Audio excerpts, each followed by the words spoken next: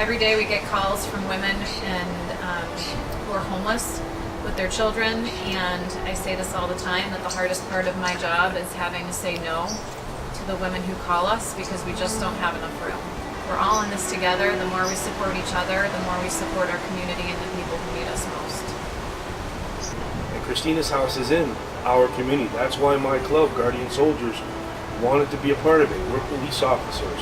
We're military personnel. We see some of the things that these women and children have, the situations they've been in. So that's why we're involved. It's important to us. And I know it's important to other bikers who aren't necessarily police officers or military, but they still have caring, loving hearts. We have a room in our home that's dedicated to Officer Kevin Ambrose, and so our involvement with the Ride to Remember is a part of that. June 22nd is actually the anniversary of the birthday of Kevin Ambrose, which is highly important to this as well. So we will be honoring him that day. The Ambrose family is like family to us now as well. Kevin's wife, Carla, participates in so many of our fundraisers and is always there for our mission and highly believes in what we do. We're trying to make as much money as we can for the house so that the house can be sustainable. So the kids don't walk for anything, the moms have everything they need so they can focus on what they need to focus on while they're here. So they transition into independent living and hopefully, breaking the cycle of their past and, living a strong, healthy, independent life. We're all one step away from homelessness, right? So somebody can lose a job, come up with a debilitating illness that they cannot pay for.